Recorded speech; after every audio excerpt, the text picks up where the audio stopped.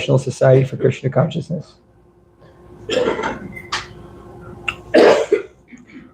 Om Jnana Tamarandasya Yananjana Shalakaya Chakshur Militam Yena Tasmai Sri Gurue Namaha. I was born in the darkness of ignorance, but my spiritual master is opening my eyes to the torchlight of knowledge. I offer my respectful obeisance present to him. So tonight I wanted to speak about integrity and wholeness. And it's very important in spiritual life and for our world that we develop integrity. And I was speaking with my dear friend Arjuna today, and he said something that struck me, and I thought, I'm going to give class on that. He said, integrity is very important, and when you break the word down, it means integrate, to integrate. And I really thought about that, and then I was thinking, that's a class there. So the premise of this integrity is that Krishna consciousness is for everyone. There's no one barred from this process, and this spiritual gift of happiness, which the Supreme Lord has descended many times to bestow, is available for all people in all times and under all circumstances. One can, with the proper attitude in the heart, achieve spiritual happiness, which transcends all other types of happiness. Brahma Saukyam Tvanantam. It's never ending and always increasing happiness. So it is for everyone. And in order to really understand that, because I understand that I think people sometimes feel when they see somebody who's a monk or lives in a temple or just a devotee, they're living very different lives so much of the time. And they may feel, oh, this is not for me, I can't do this. I'm not, I have a life to live. And so we want to explain that actually everybody, no matter what your life is, what your circumstances are, has the ability and the opportunity to access higher states of consciousness, to commune with God, and to be intimately connected with Krishna. So in order to understand that, we have to throw out this primary concept, which is well known today, but very much misunderstood, and that is karma. How many of you have heard of karma? Raise your hand. So everybody here's heard of karma. So karma is very much misunderstood, but just breaking it down in basic, the Sanskrit word karma translates in English to the word action. Simple as that. Karma in Sanskrit translates to the word action, and it's used in different ways, and we'll go into that a little bit. But basic principle is that for every action there is a opposite or equal reaction, and this is the principle of thermodynamics as enunciated by Sir Isaac Newton. So this is a universal law. Even science agrees with this law. So anything that produces energy, that includes your thoughts, that includes your actions, that includes also your consciousness and your soul. There's some reactions, universal law. So one thing that's very much misunderstood about karma is that we say bad karma, good karma. And in the context of the Vedic scriptures, the word karma means good karma. And the word vikarma means bad karma, or actions that are going to cause negative results and actions that are going to cause positive results, karma and vikarma. And then there's akarma. There's actions that cause no result. And so there's different theories out there for people who don't understand and don't have knowledge of genuine spiritual life. People come up with theories, and that's natural to speculate, although it's not ultimately helpful. For instance, one theory is that if I do karma or good karma, if I act in a good way, I'll get good results, and therefore I'll be happy in life. And it's a well thought out theory. I totally understand the concept. If I put good out, I'll get good back. And this is true. But one should understand that The good that comes back to one who does this type of karma or who does these good works is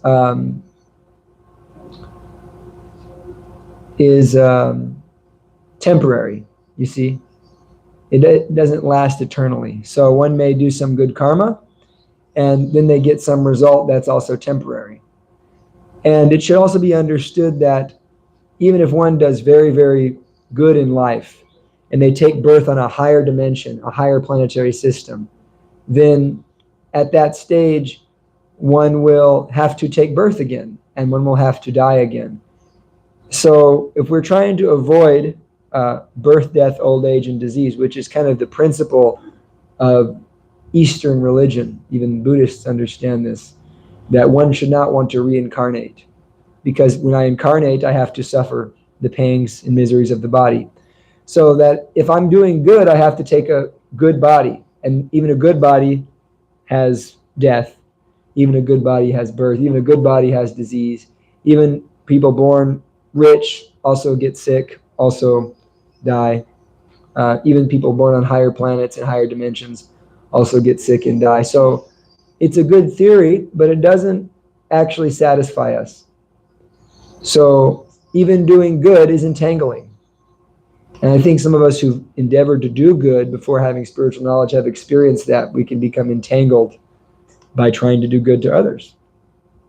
Has anybody experienced that? That trying to do good to others, sometimes we find ourselves in entangling situations wherein we're not happy. So then there's another theory that, okay, I don't want to take a good body. I certainly don't want to take a bad body. I don't want to have bad things happen to me. I don't want to have good things happen to me. I want to not have any reactions. I want to minimize my karma. And so the theory is that I should just not work.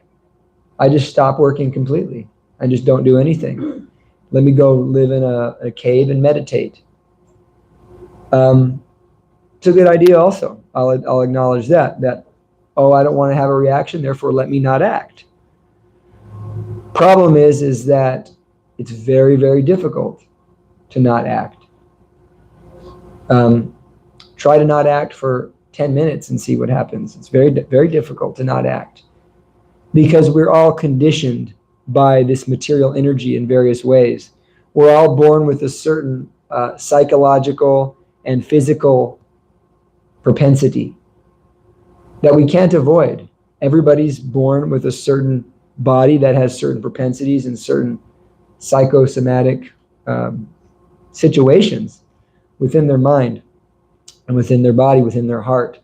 And these things have been carried from lifetime to lifetime to lifetime.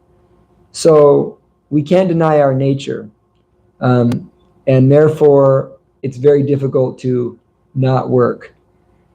And because in this world, and especially coming from the conditioning of Western culture, there's a very strong concept of what is good, what is bad, what I should be, what I shouldn't be, who I should look like, what I should be like, and what I should not be like. We have a concept of what we think is going to be our identity and be liked and be accepted and what we feel okay with. And therefore, people are having a lot of psychological problems because, especially now, due to the internet and the social media, there's a false standard of life that's being presented.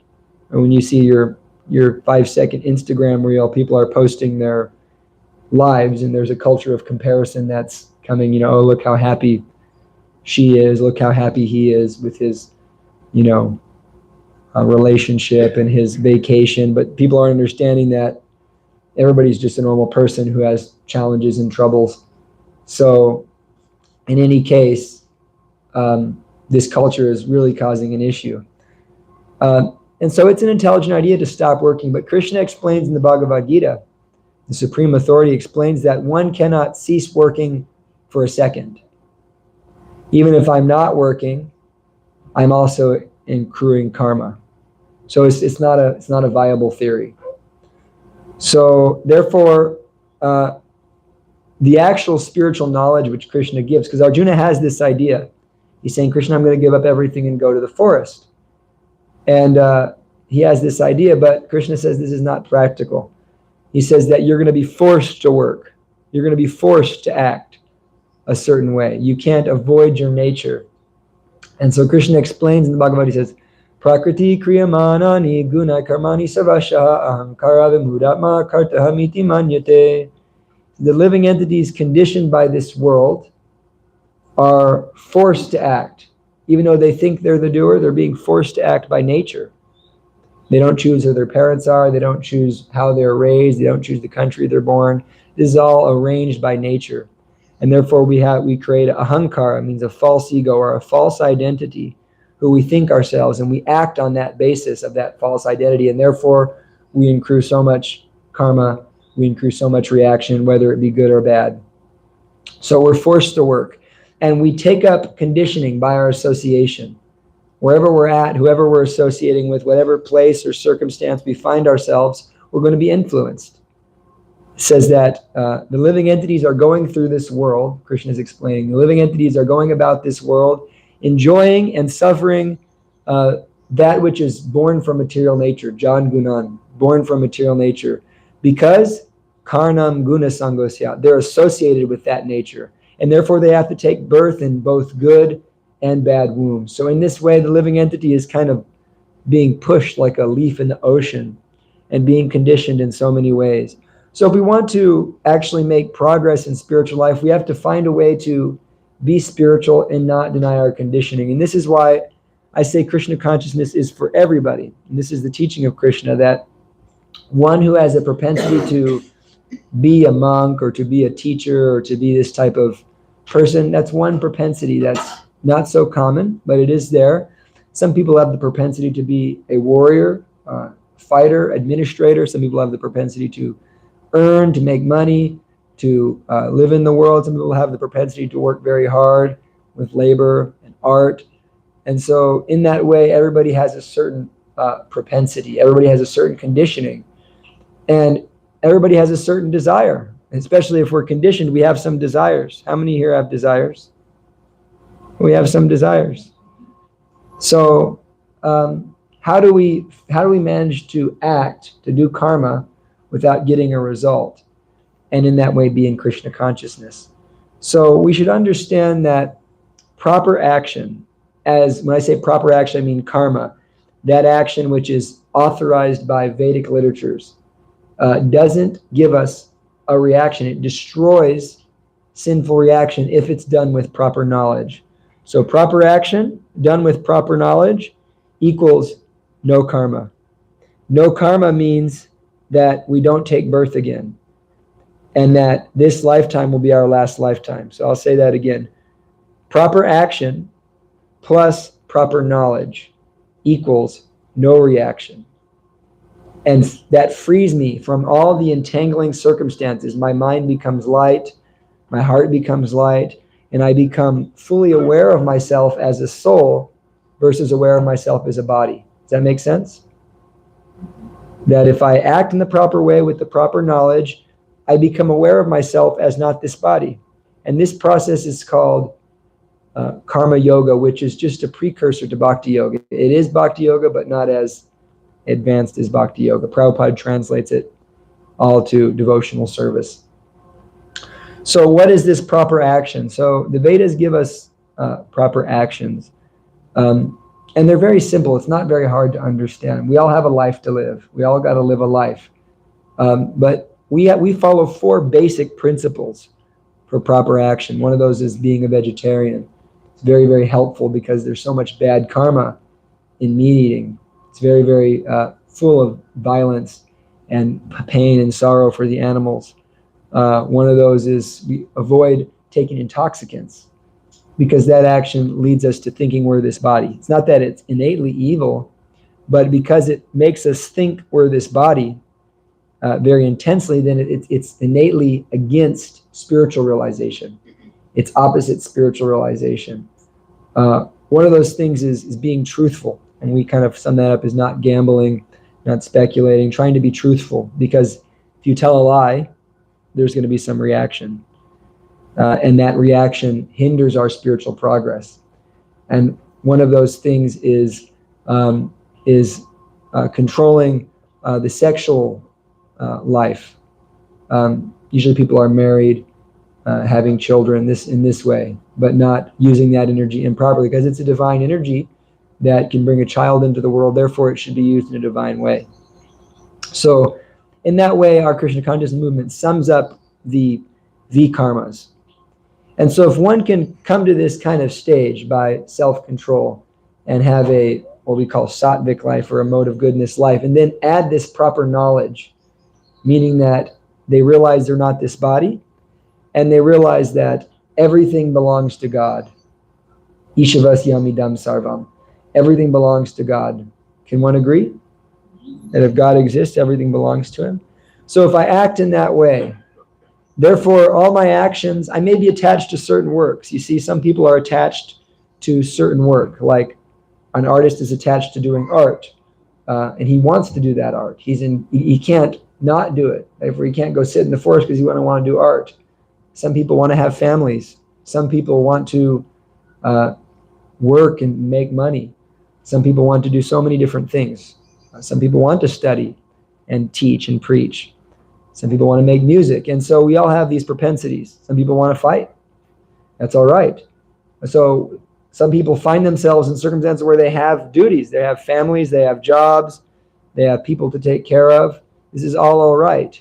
And this is all proper action if it's understood in proper knowledge, meaning that I can be attached to the work, but I can't be attached to the fruit of the work, because that's up to Krishna. You see, whatever I do, the success or failure depends on Krishna. Whatever action, if I'm trying to save someone's life, and I'm a doctor, it's my job to save someone's life.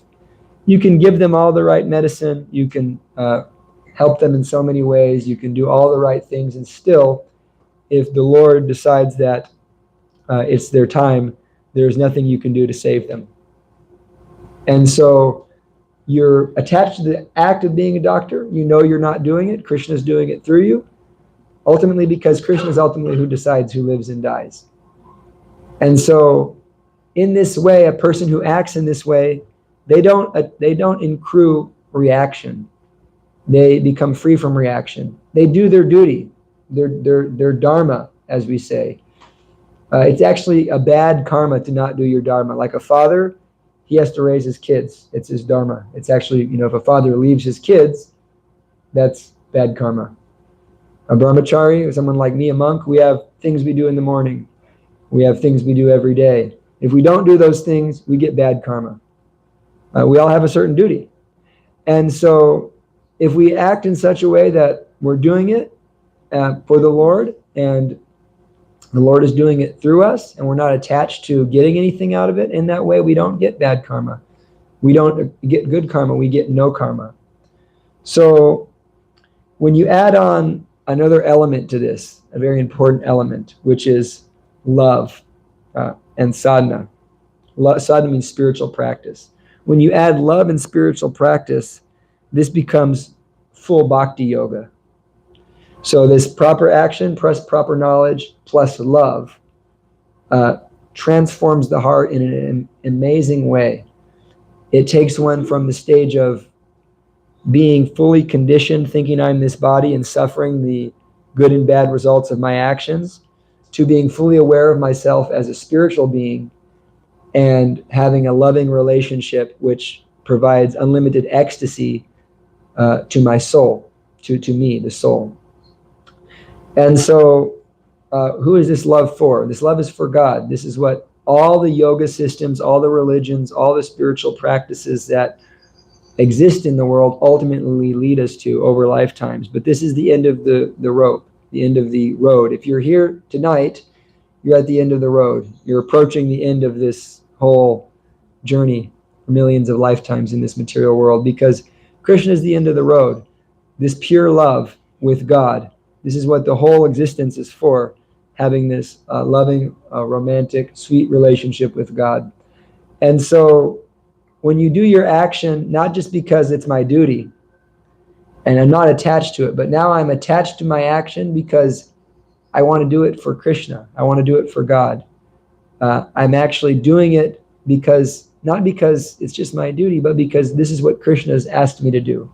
And if Krishna asked me to do something else, if I had indication that God wants me to do something else, then immediately I would do that, whether it's clean the bathrooms,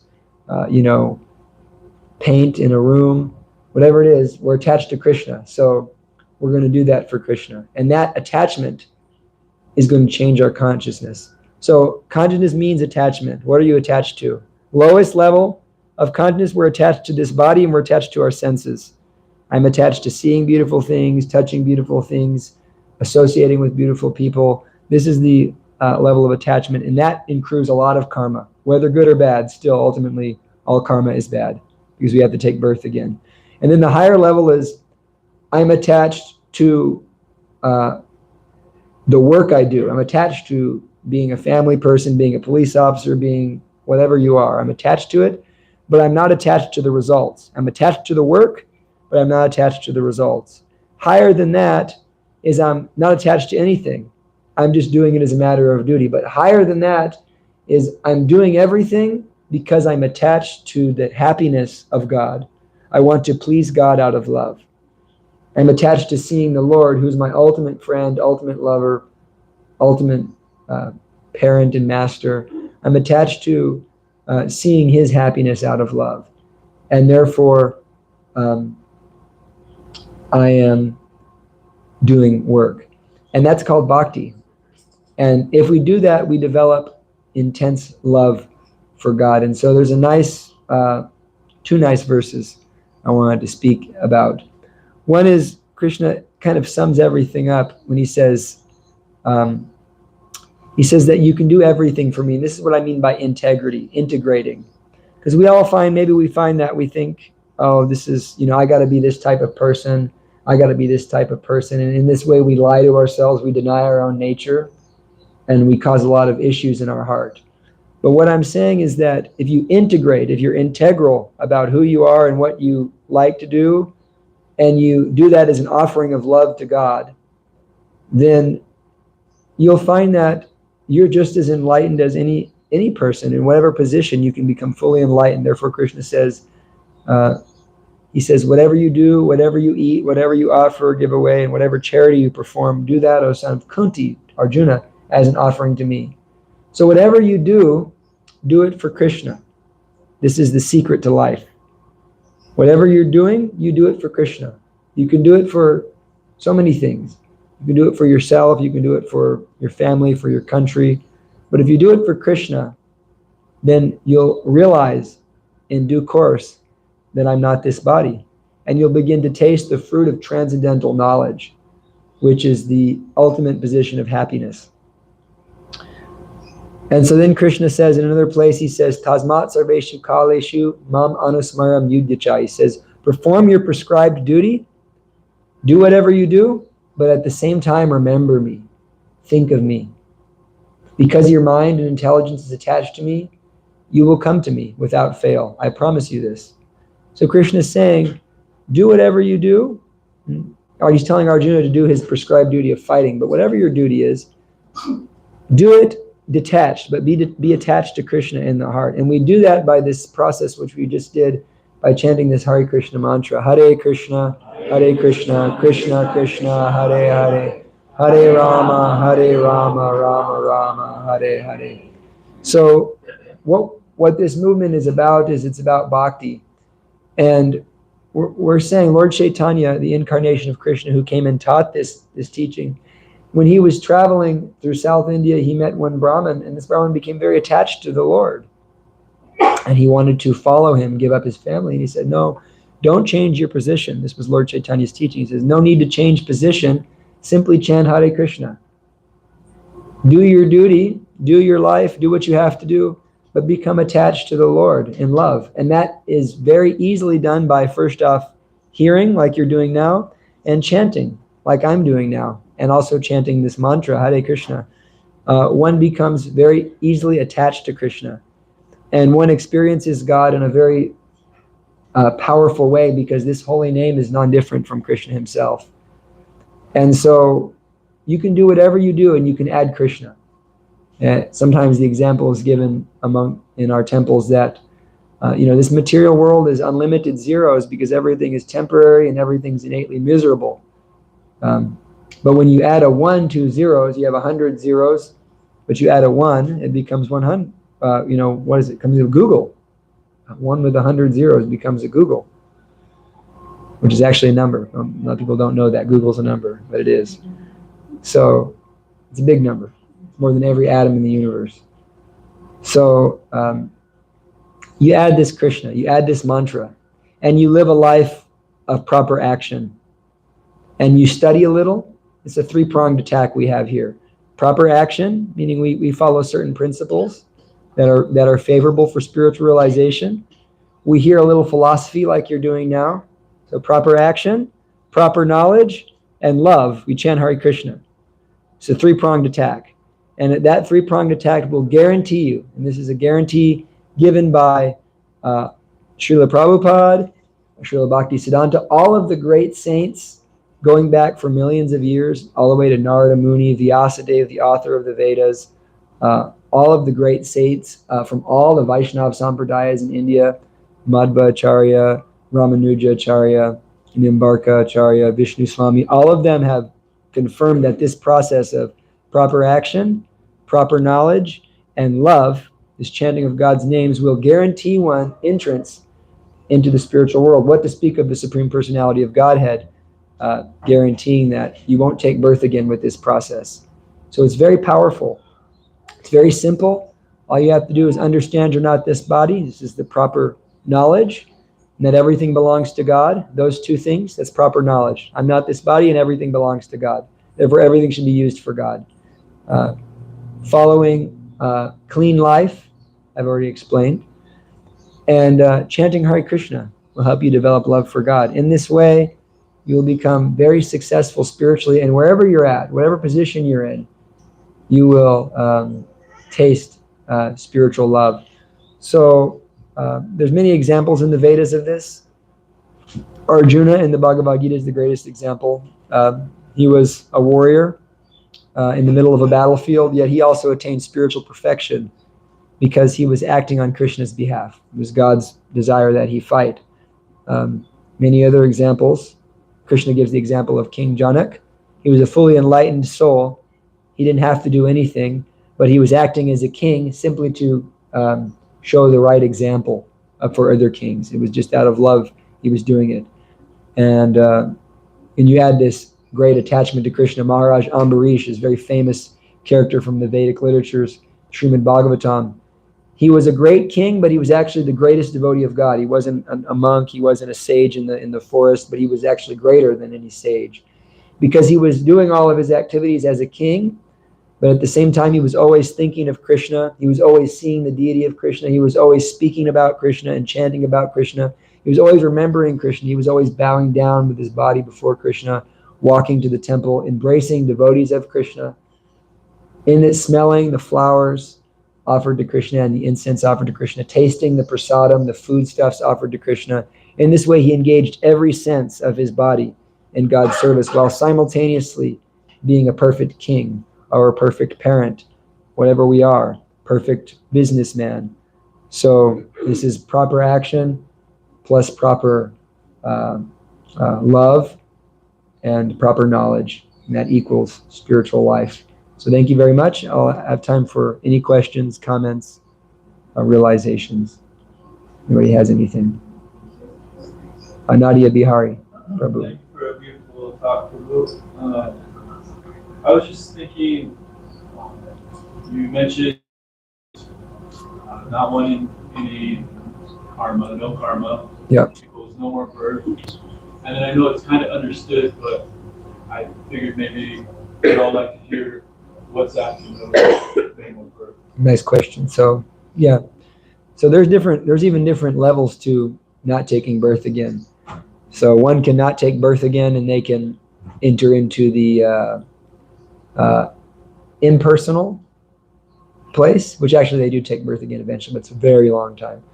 So they can become impersonal, like the light, or they can enter into the spiritual world, and within the spiritual world there's unlimited planets or dimensions of the spiritual world wherein one living entity engages in a loving relationship with God. and that loving relationship is ever pleasing and ever increasing. So just like in this life, we have relationships, we have enjoyments, we have various activities, all these things we do. In the spiritual world, also those things are there. Why should they not be there? Because all of these things come from God, therefore they're all within God. So we also want love. We want love more than anything. We want relationship more than anything. And so the perfection of love and relationship is with the Lord, with Krishna in the spiritual world.